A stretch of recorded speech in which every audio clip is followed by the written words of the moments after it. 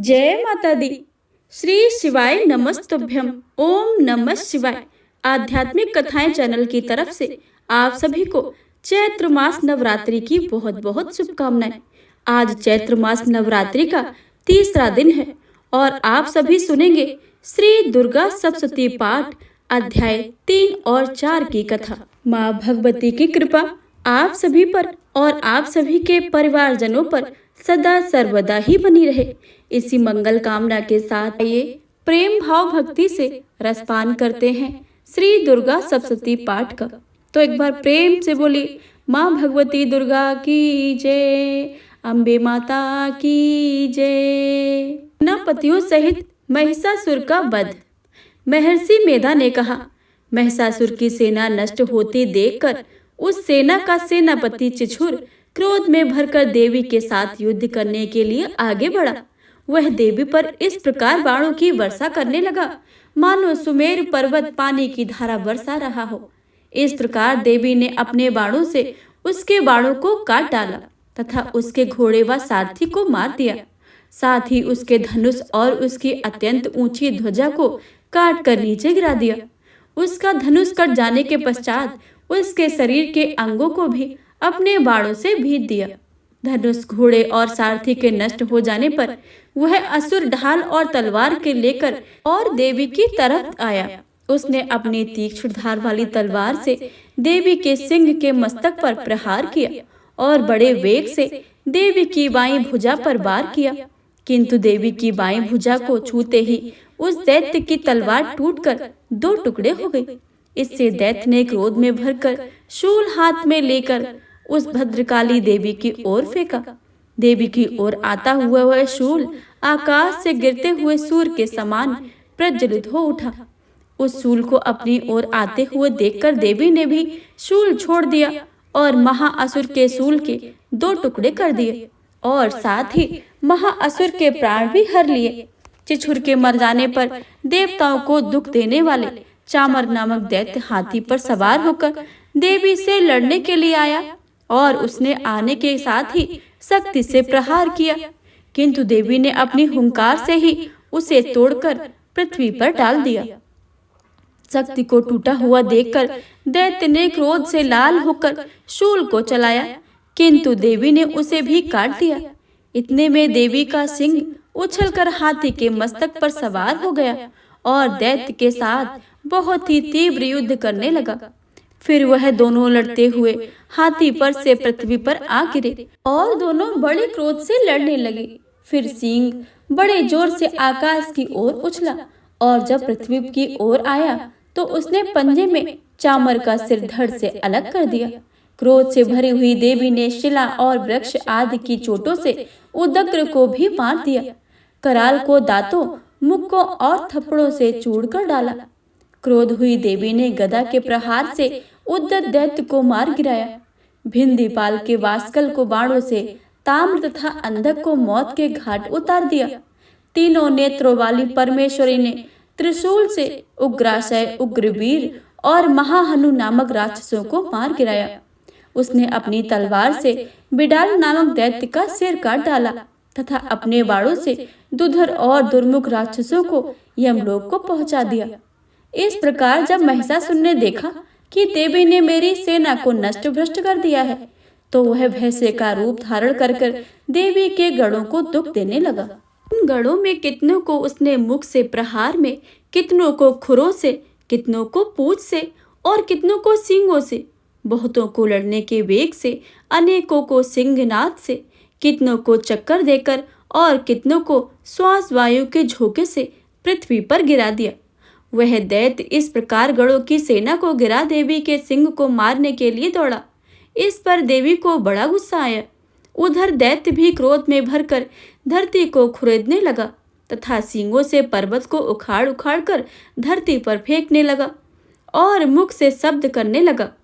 महिषासुर के वेग से चक्कर देने के कारण पृथ्वी क्षुब्ध होकर फटने लगी। उसकी पूंछ से टंकार कर समुद्र चारों ओर फैलने लगे। हिलते हुए सींगों के आघात से मेघ खड़ खड़ करके हो गए। श्वास के आकाश से उठते हुए पर्वत फटने लगे।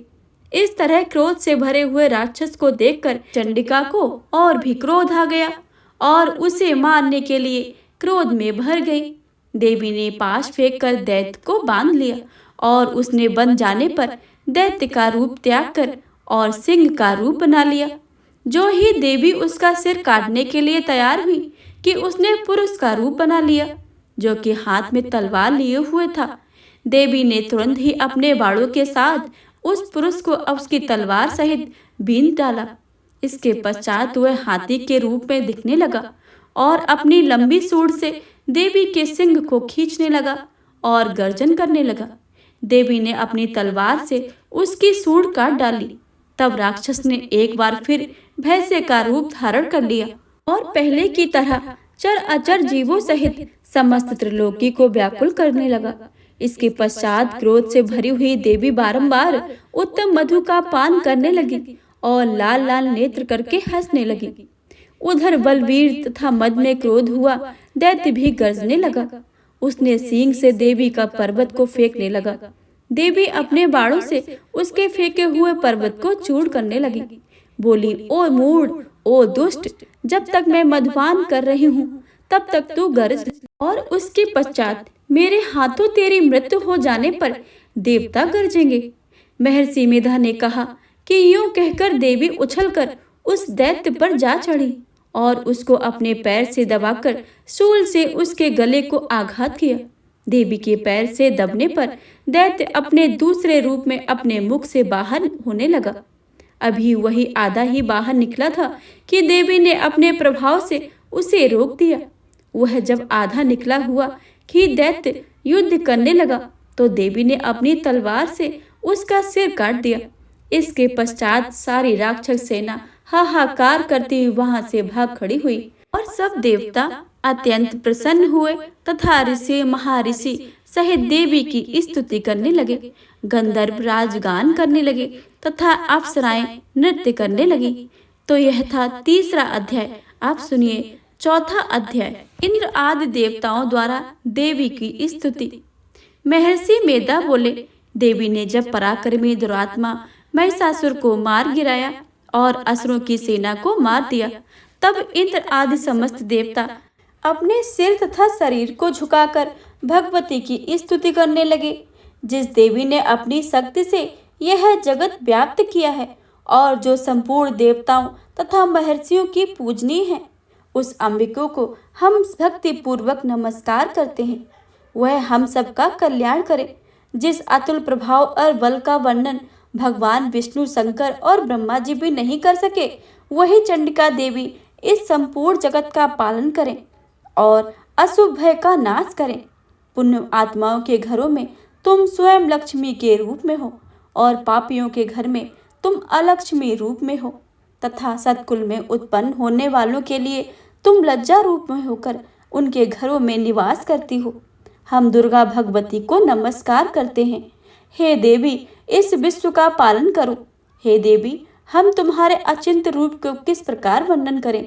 असुरों का नाश करने वाली भारी पराक्रम और समस्त देवताओं और दैत्यों के विषय में जो तुम्हारे पवित्र चरित्र हैं, उनका हम किस प्रकार वर्णन करें। हे देवी, त्रिगुणात्मिक होने पर भी तुम संपूर्ण जगत के उत्पत्ति का कारण हो।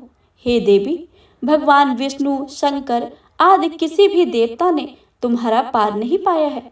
तुम सबकी आश्रय हो।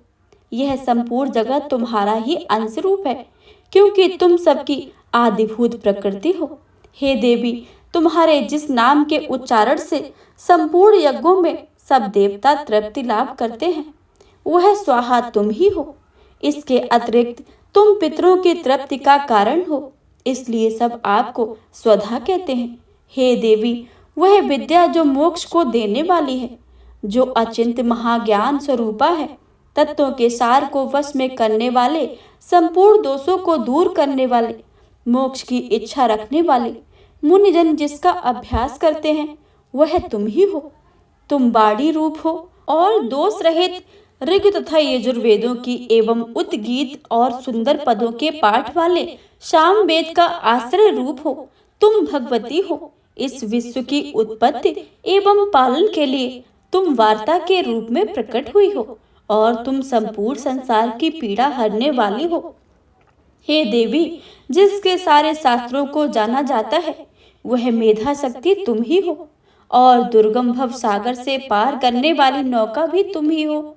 लक्ष्मी रूप से विष्णु भगवान के हृदय में निवास करने वाली और भगवान महादेव द्वारा सम्मानित गौरी देवी तुम हो। मंद मुस्कान वाली निर्मल पूर्ण चंद्र बिंब के समान और उत्तम स्वर्ण की मनोहर कांति से कमनीय तुम्हारे मुख को देखकर भी महिषासुर क्रोध में भर गया। वह बड़े आश्चर्य की बात है।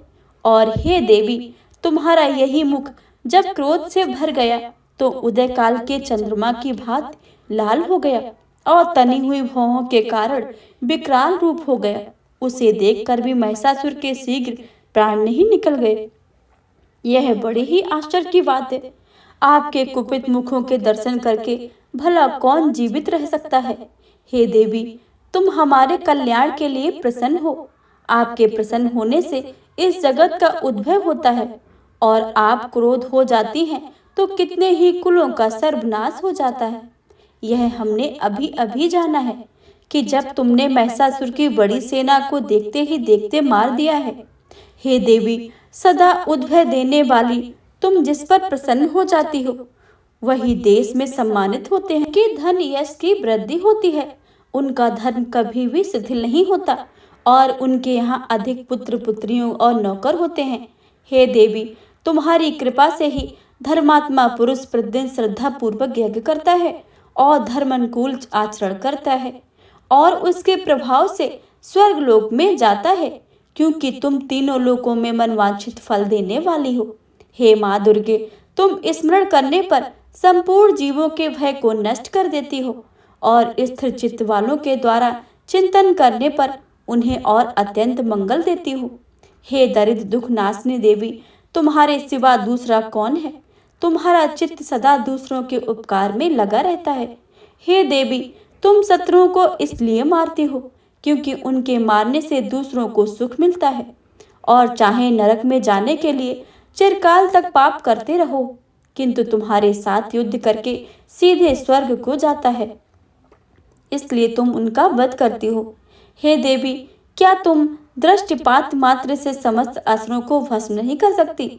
अवश्य ही कर सकती हो, किंतु तुम्हारा शत्रुओं को शास्त्रों के द्वारा मारना इसलिए कि शास्त्रों के द्वारा मरकर वे स्वर्ग को जावे।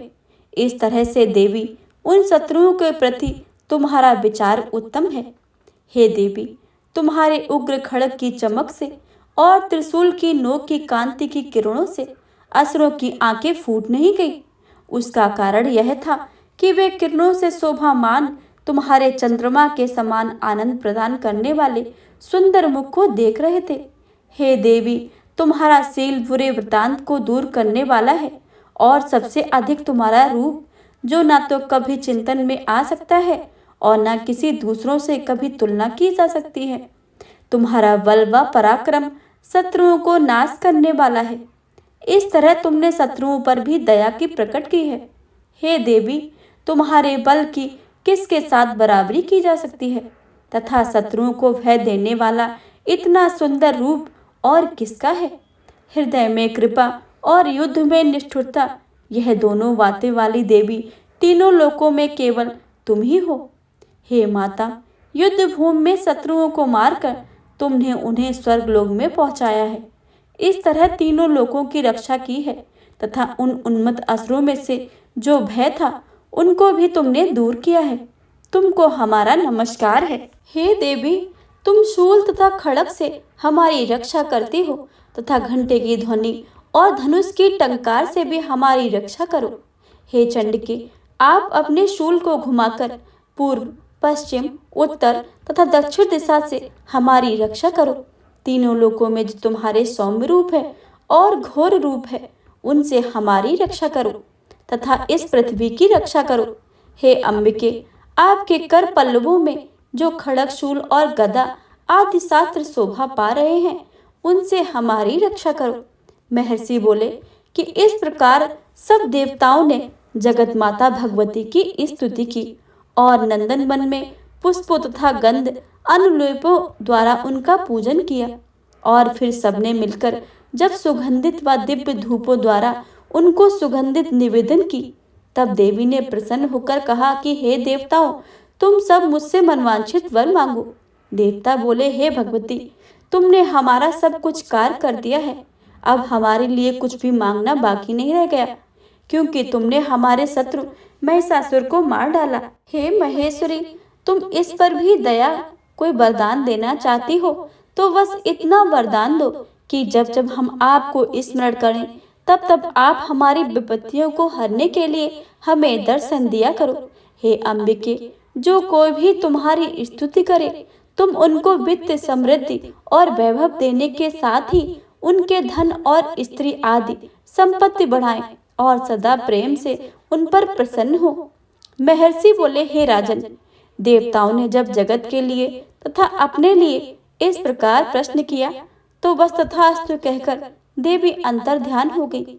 हे भूप, जिस प्रकार तीनों लोकों का हित चाहने वाली यह भगवती देवताओं के शरीर से उत्पन्न हुई थी, वह सारा वृतांत मैंने तुमसे कह दिया है।